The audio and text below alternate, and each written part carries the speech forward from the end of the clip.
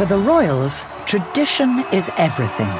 Tradition is the raison d'etre of the royal family, the human embodiment of Britishness. Spectacular. The thundering of the hooves and the banging of the drums. I defy anyone not to get thrilled by that. Sacred. It's almost as though the king is invested with superpowers. And very British. Victoria's funeral was a reminder that we were still the dog's whatnots at this game. Now we reveal the secrets of those traditions. From banquets, to christenings, to coronations. You may think it's pantomime, but no. The uniforms were handed down from servant to servant. And how some traditions can go wrong. With Elizabeth I, her body actually exploded in its coffin. It's a rich royal heritage that's been forged through duty to the nation. The British monarchy is always at the service of the British state. No matter what the task. The duty of the royals is to go and open every damn thing that's around, from a supermarket to sewage works. The Queen loved it. Prince Philip hated it. As for over 1,000 years, the royals have shaped the history and the traditions we know today. They're sending out a message. This is an ancient institution and it's here to stay. These are the secrets of royal traditions, then and now. This time, the traditions that make the royal state banquet the meal of a lifetime. A state banquet is all about magnificence, wealth, of ceremony, of pomp. How the rituals of royal schooling have changed beyond all recognition. Prior to the reign of Elizabeth II, royal children were almost invariably taught at home by private tutors. They did not go to schools. And the age-old royal tradition of taking a mistress, or two, or three. Edward VII was very well known as an extremely randy Prince of Wales.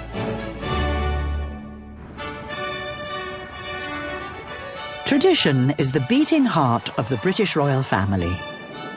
And when it comes to entertaining, it's the driving force.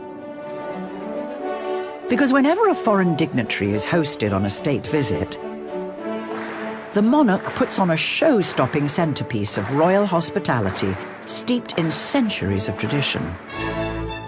The state banquet. A state banquet is all about diplomacy. It's also about magnificence. So there's a lot of showing off of wealth, of ceremony, of pomp. It's an extravaganza. It's something which you would never see anywhere else. There are 10-foot-high flower arrangements. There's the finest gilt and silver, the finest china, the finest wines. All these traditions are still in place. And the origins of those traditions can be traced back almost 700 years. The first recorded banquet was in the reign of King Edward III, a great warrior king, and kings from different nations were present at his banquet in the 1360s. But it was Henry VIII, the monarchy's most renowned glutton, who truly established the banquet tradition. Feasting was a hugely important part of life at the Tudor court. This was feasting on a gargantuan scale, and it was all about projecting the king's magnificence, therefore his wealth, and therefore his power. For Henry, these vast banquets were more than just culinary blowouts.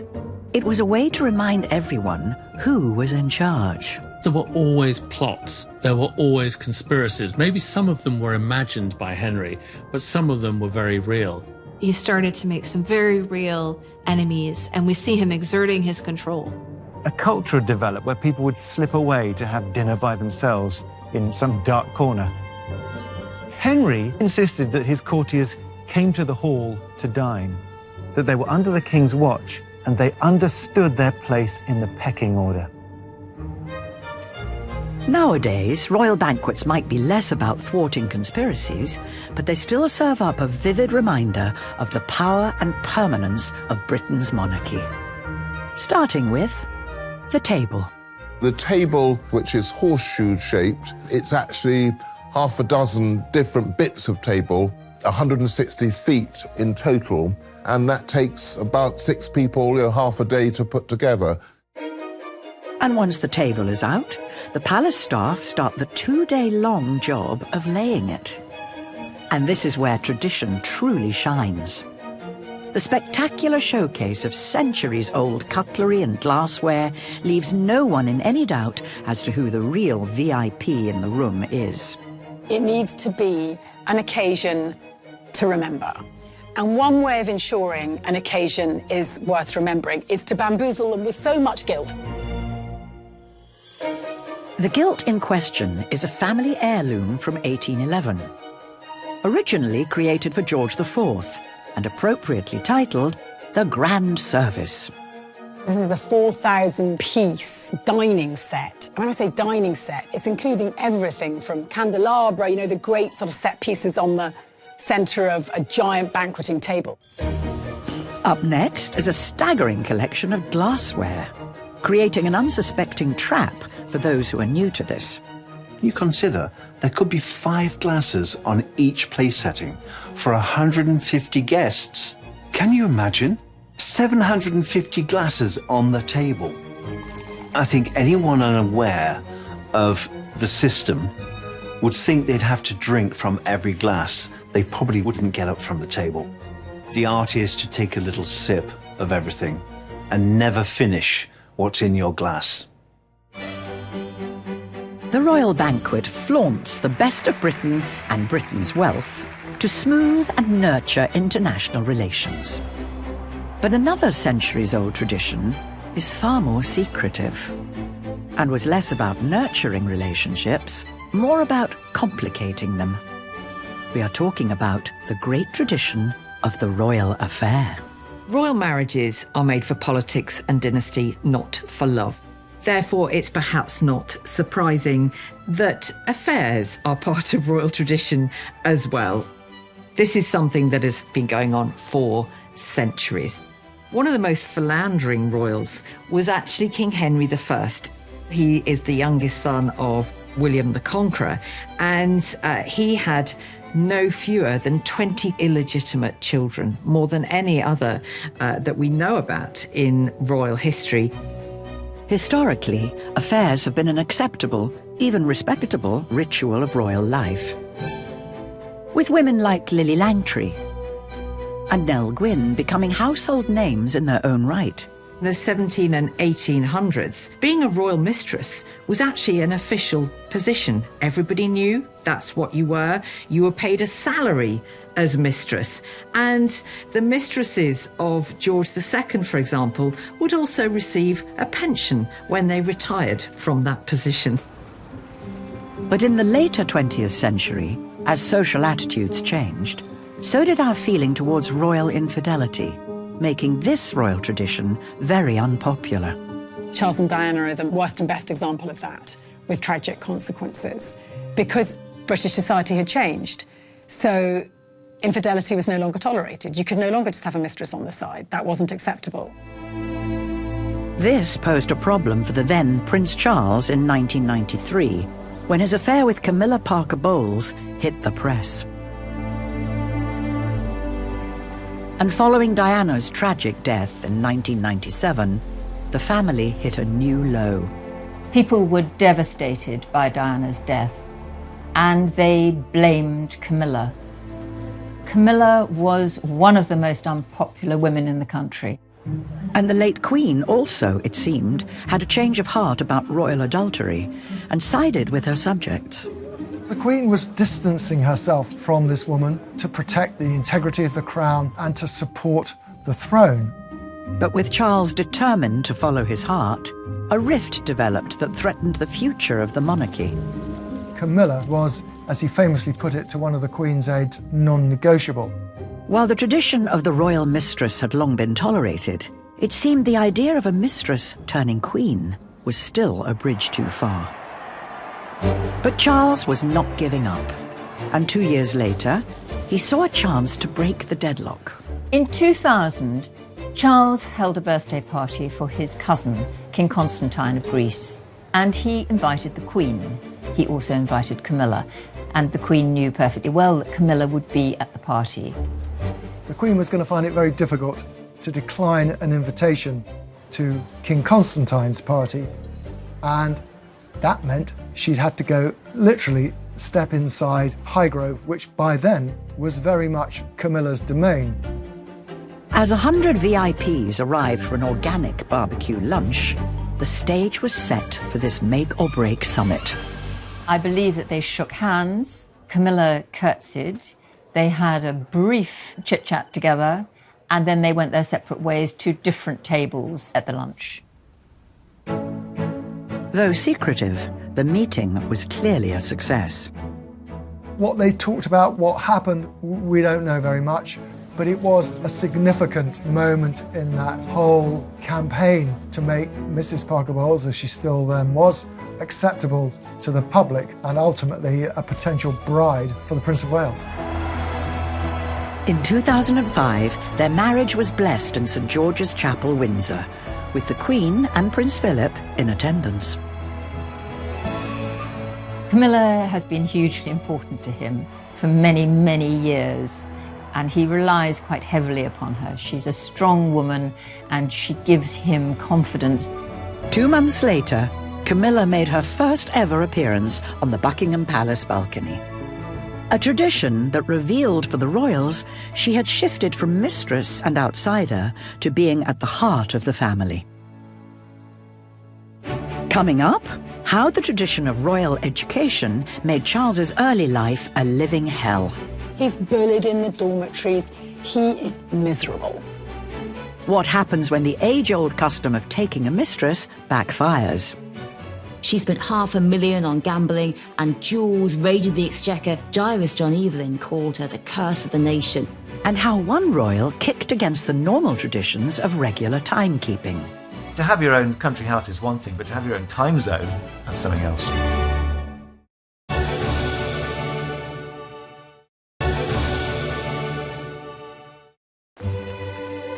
Tradition has run through the veins of our royal family since the very beginning. But there's one tradition in particular that's currently undergoing a bit of trial and error. That's how and where to educate the monarch-in-waiting. Because up until 1956, the future kings and queens of Britain were all educated at home. We have an idea they all went to boarding school. Actually, that itself was a revolutionary act of innovation. Prior to the reign of Elizabeth II, royal children were almost invariably educated at home by private tutors. Even our late Queen was homeschooled. It's extraordinary to think that the late Queen had no idea what it was like to be at school. You know, she visited schools, she saw pupils, but she never had that experience herself because she was educated in the traditional way by governesses. But when it came to the next generation, that all changed, thanks to her husband, Prince Philip. She's married to an alpha male who's chafing at the bit, who wonders what his role is. She is the head of state. She has all the constitutional roles. And so, almost to rebalance what's happening, she says to Philip, OK, you can oversee the children's education. With their firstborn son, Charles, Philip decided to do things differently. Charles' education at the time was considered quite radical. Charles was the first heir to the throne actually to go to school. The Queen Mother allegedly wanted Prince Charles to go to Eton, where her brothers had gone and were very happy. She came from an aristocratic background.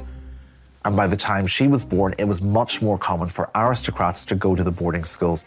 Prince Philip felt that it would be a much better idea for his son to go to Gordonston, which Prince Philip had gone to and which he loved. Gordonston is an unconventional boarding school in the Scottish Highlands. Its educational ethos was as much about building character as it was about academic achievement. But while Philip loved the rigorous outdoor activities and morning cold showers, Charles's classmates report that he was not so keen. Charles absolutely hates it. He calls it coldets and kilts. He's miserable. They mock him. He comes last in all the races. He's bullied in the dormitories. He is miserable. I think that Philip was wanting to mould Charles in his own image because he was quite a sort of delicate boy, and that wasn't the ethos of the school. Very interestingly, when it came time to pick a school for his own sons, Princes William and Harry, he followed the suggestion that his grandmother had made for him and sent them to Eton. But Prince William and Princess Catherine have decided to shake the tradition up even more, deciding that austere boarding schools are not an option. Welcome, George. Welcome to Mount. For Prince George, Prince Charlotte, and Prince Louis, they chose an independent day school, close to home. I think Catherine has seen what's happened to Charles, boarding school, Gordonstoun, what's happened to William, and she doesn't want that to happen to George and Louis. She wants them to have a freedom which even William didn't have.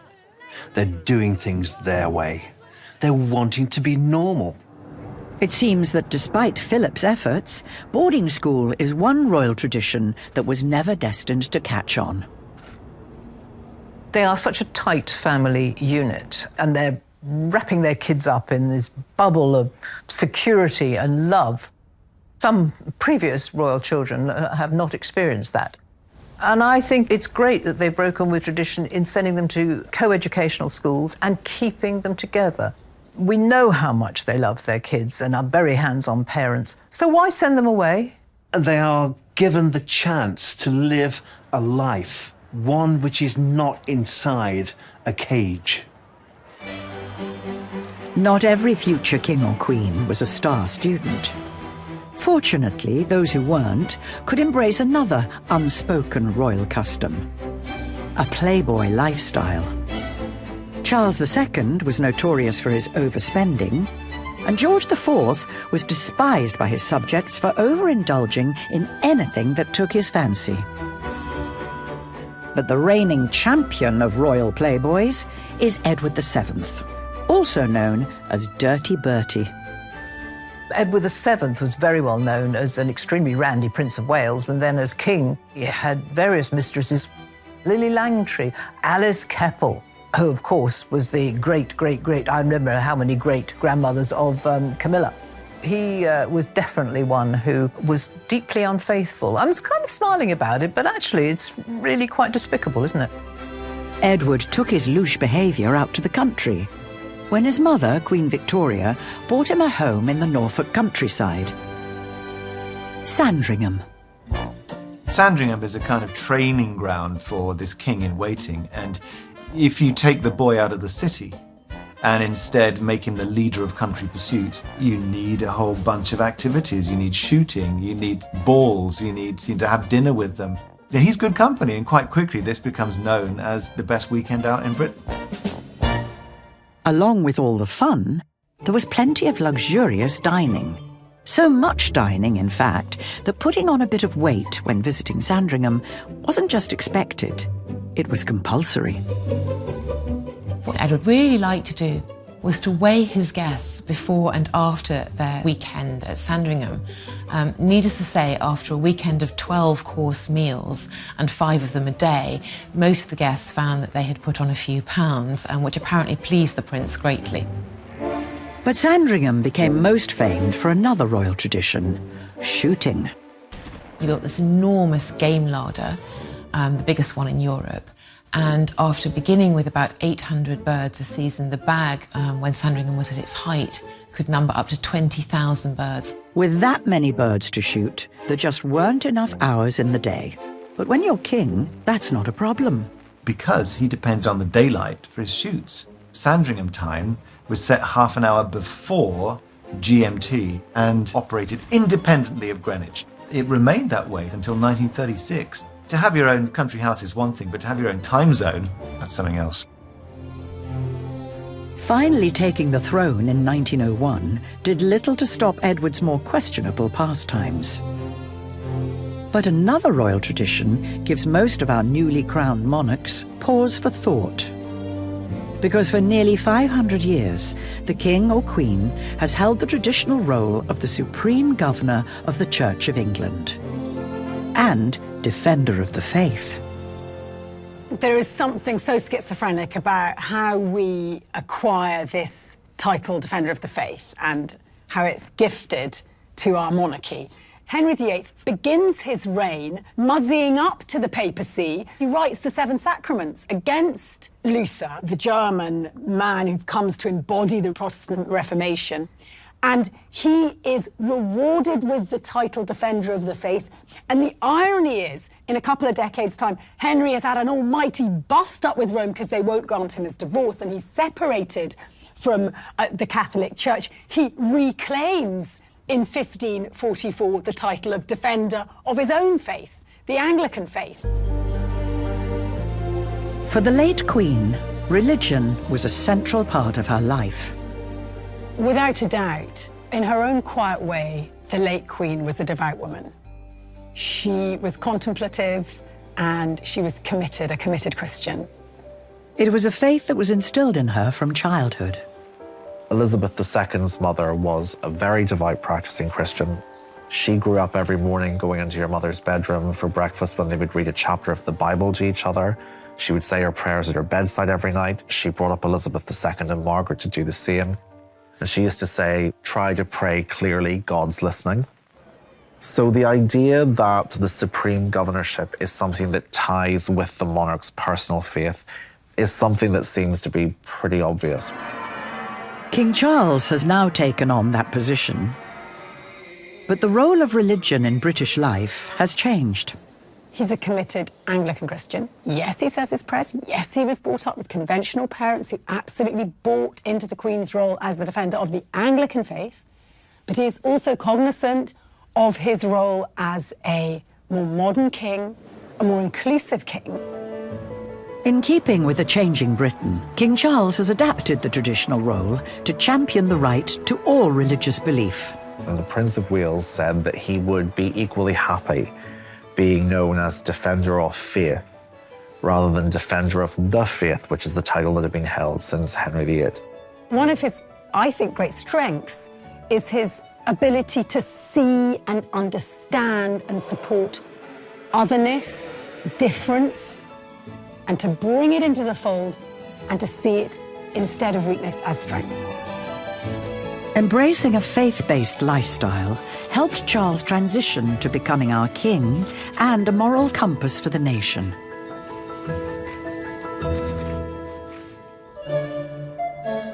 But in the 17th century, his namesake, Charles II, was far less concerned with morality and religion. And his wholehearted commitment to the royal custom of taking a mistress gave him far more than he bargained for. Palaces are places where kings consort with their mistresses. Sometimes they hide away in secret, but not always. On the 21st of May, 1662, the diarist Samuel Pepys sees, hanging up in the grounds of Whitehall Palace for all to see, a pair of glamorous, lacy underwear. These knickers belonged to Charles II's very intimidating, powerful mistress, Barbara Castlemaine, the Duchess of Cleveland. The Duchess was staging a very public protest about Charles's forthcoming marriage to Portuguese aristocrat Catherine of Braganza. Barbara Castlemaine, the mistress, is saying, I'm still dominant, look at my lacy knickers. And as lady-in-waiting to the Queen she hated, she made Catherine of Braganza's life a complete and utter misery. Barbara's fiery personality should have landed her in hot water, but Charles rewarded her with her own house on palace grounds, and that wasn't the end of his troubles. She took lover after lover, including one who, when she heard he'd been boasting about their antics, she had him castrated. She spent $500,000 on gambling, and jewels raided the exchequer. Diarist John Evelyn called her the curse of the nation. She'd had 5 children by Charles II, and then the 6th child, Charles was convinced wasn't his because they hadn't slept together in months. Barbara was furious. She threatened to dash the child's brains out if Charles didn't acknowledge the child. And Charles did. He begged for forgiveness on bended knee. But Barbara had pushed her luck for the last time. Charles grew weary of her dominant nature, and also the fact that she had so many other lovers. It was time for the uncrowned queen to end her dominance and other mistresses to move into the palace. Coming up, why a royal ritual at a state banquet might leave you in need of a snack. I know that some people say that their plate has been taken away before they've actually finished. And the disgusting secret behind the royal custom of moving palaces every few months. In the end, the only way to escape the filth was to move.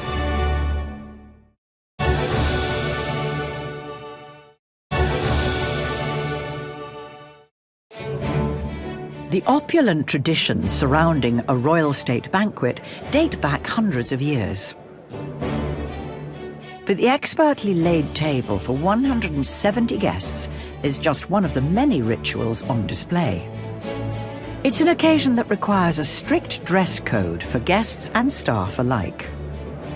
I think the royal family rather enjoys state banquets. The Queen Mother used to love dressing up in, choosing a tiara, putting on an evening dress, the king wearing the garter, the footmen and under-butlers and various yeomen of the wine cellars and all these amazing names. They're in almost like 18th century court dress.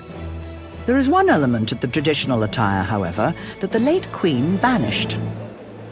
The footmen actually wore powdered wigs, but that tradition has gone, rather sadly. So when the Queen came to the throne, she thought, as she watched a state banquet one day, and the chalk was falling into the soup, this is an archaic tradition, why don't I get rid of that? So she did. She tweaked history just a little bit. But did anybody notice? I don't think so. Dressed in their finery, the guests process down the principal corridor towards the ballroom to take their seats. And tradition dictates there's a strict pecking order of who sits where, established at least 500 years ago. When it came to a Tudor feast, the choreography was all important. So at the top table on a raised platform would be the king and queen and their either immediate family or their chosen guests. The further down the hall you got, the lower the rank you had. So it wasn't just a case of sitting anywhere, it was all very, very carefully choreographed. And then it's on to the main event, the food. But with this tradition, things have moved on a lot since Tudor times. Henry VIII had a healthy appetite. He and the richest of his courtiers would typically eat their way through 5,000 calories a day. It was a very meat-rich diet, and it was also very rich in things like wine. The irony is this association with gluttony, with excess, that I think tracks back to Henry VIII and beyond, is not what's on display at a state visit. It's generally 4 courses, the menu's normally in French. It generally would be British food, celebrating what's great about Britain with very, very fine wines. The arrival of the food is a dazzling theatrical moment that has been finely choreographed. There's a traffic light system in the chandeliers, which we as footmen and pages have to watch, because the palace steward is at the console. He will tell you when to process into the room. It works like clockwork. He presses the button, the light turns green, and suddenly, like magic, a string of footmen and pages process with tureens and plates into the dining room. It's a wonderful sight. It's a job that requires a very particular set of skills. When you go to the table, the trick is to get your left leg into the table as far as possible so that you can actually lean down in front of the person to present whatever you're presenting to them. You're almost towering above the person whom you're serving. Very intimate, a state banquet. And wearing all those heavy clothes, perspiration sometimes drips off the end of your nose and plops into the soup. Footman's sweat notwithstanding, if all the guests are expecting to leave well-fed, they may well be disappointed. In the royal household, the ladies-in-waiting And people like that sit at the very end of the table. They're the last people to be served. These unlucky guests may not get the chance to even taste what's on their plate, because traditionally, when the top royals have finished eating, so has everyone else. I know that some people say that their plate has been taken away before they've actually finished, because as soon as the monarch and the dignitaries have put their knives and forks down, in come all the footmen and take everything away. And so you think, oh, no, I hadn't actually finished. So I don't think there's a chance to really overindulge too much. You don't go to a state banquet for the food, you go to a state banquet for the feeling and to say you've been there. With nearly 1,000 years of tradition behind them, it's no surprise the royals have the logistics of entertaining on a grand scale down to a fine art. And that tradition of mountains of rich food and drink has meant that for centuries, the royals have also been toilet trailblazers. Henry VIII, we often think of him as rather a grimy, greedy king. That wasn't the case. When it came to his palaces, he decided to launch a war on dirt. For example, he brings in some urinals around Hampton Court Palace so that the courtiers can use them. He actually also builds a giant mass latrine, 14 people to use. The idea that you go to the loo here, not in the corridor. He also marked up the walls with X's, holy crosses, to try and dissuade people from leaning against the walls, because the idea was that it's a holy spot. Unfortunately, there's not only nowhere for the urine to go, there's nowhere for the other stuff to go. Underneath the palace is a giant chamber where all the human excrement is kept. And if you've ever wondered how the royal tradition of having a palace for every occasion started, well, wonder no more. In the end, the only way to escape the filth was to move. They go to one palace, then they leave it. Give it some time to air out and some of the dirt to fade and the smells to fade. But also, this is the only moment that you could move out from below the chambers, the epic mound of human excrement, and bury it elsewhere.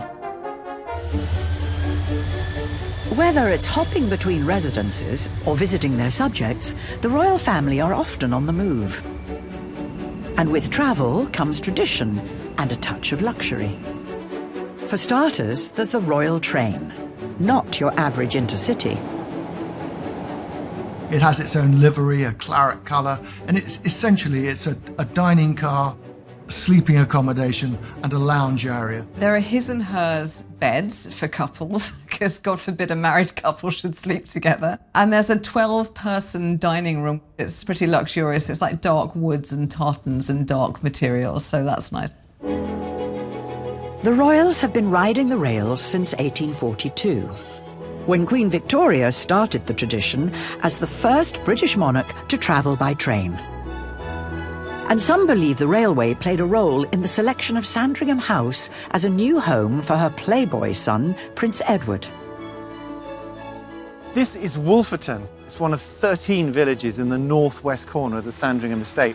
Previously, this area was only really accessible by horse and carriage, but the arrival of the new railway lines in 1862 meant that central London to Sandringham would be a journey of just a few hours. Now, nothing says affluence and importance quite like having your own railway station. But for Prince Edward and his wife, Princess Alexandra, a regular old station wouldn't do. So architect William Neville Ashby, designer of many stations, including London-Liverpool Street, was brought in to redesign Wolferton. This is the result, Wolverton Royal Station. And there are signs here of royalty everywhere. You look at the old gas lamps, you can see not only crowns on the top, but coats of arms on them. Over the main door here are the 3 ostrich feathers of Edward, Prince of Wales. There's a little piece of theatre. It sits beautifully well with what Sandringham is all about as a romantic retreat. Wolferton Royal Station saw more than 645 visiting royal trains in its lifetime. It is now a Grade 2 listed home, having been lovingly restored, and the interiors of the building are just as impressive as the outside. It's good to see the interior of Wolferton Station. The space is divided into a long corridor here, so you can have secretaries looking out over the tracks to raise the alarm when the trains come in. And these rooms to the left and the right of this central hall were the waiting rooms of the prince on this side and the princess on that side. And inside their waiting rooms are some special royal secrets. Because whether prince or pauper, we all need to go before we go. And for that purpose, Wolferton still has its original royal throne. The regal bog, that would be used by Queen Victoria herself. It's designed by George Jennings, who brought the world the first flushing public loo. And Sandringham House was full of mod cons of sanitation. This particular loo is flushed with 40 gallons of water.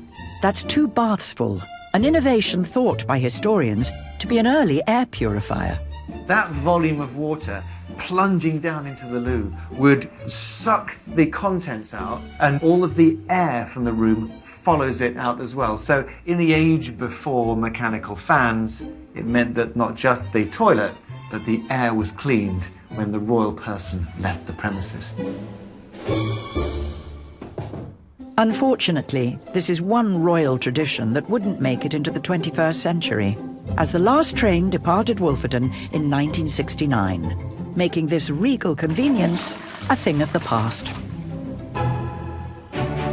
Coming up, why the royal tradition of being defender of the faith can result in some very strange gifts. There's even a drop of snot falling out from the nose. It's such a weird object. And the uninvited guests that threaten to derail tradition at the state banquet. I honestly think that the best place to be in London if you're a rat is Buckingham Palace.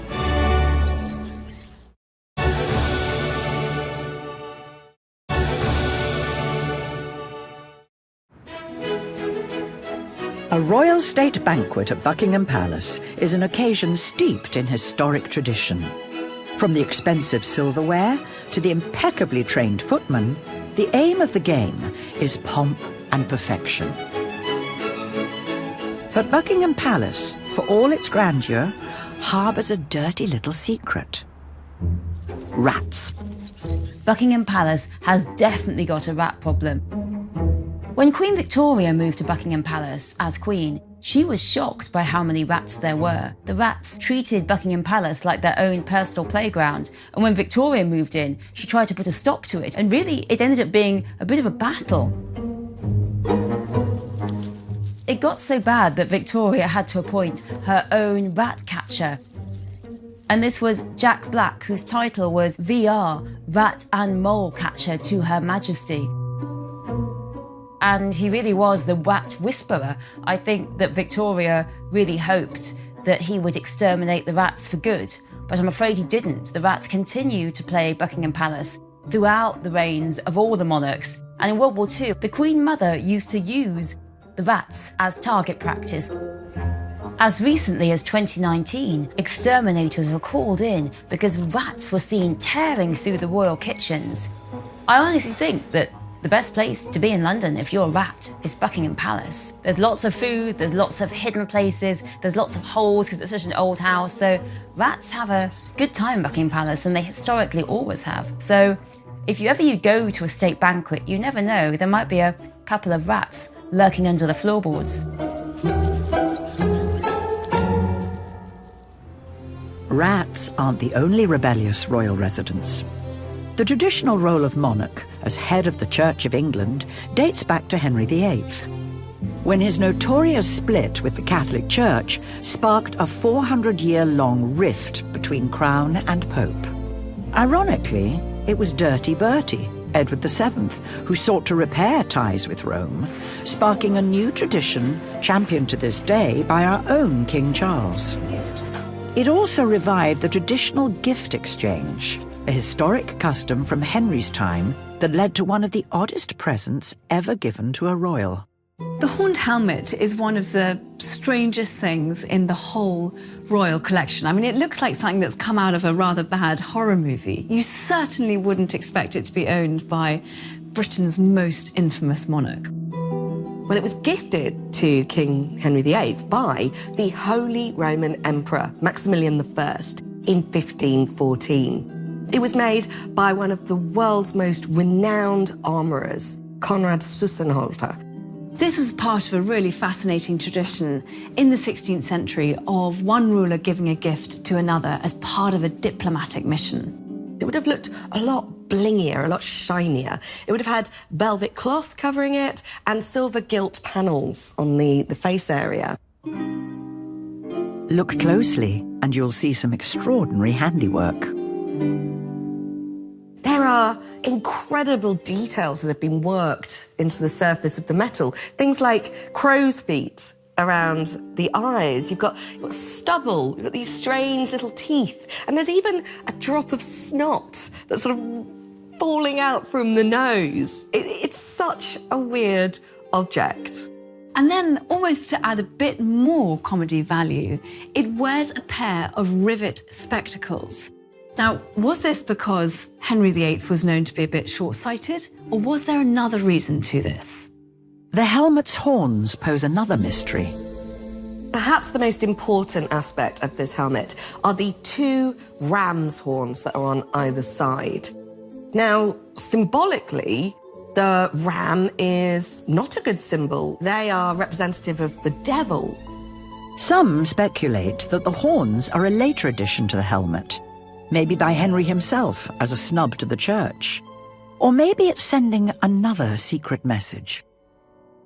Ram's horns was the sign of a cuckold, someone who had been betrayed by their wife, who'd been unfaithful to them and cuckolded them in the process. And that leads us on to question why Maximilian I would have given this to King Henry VIII. It could have been seen as an insult.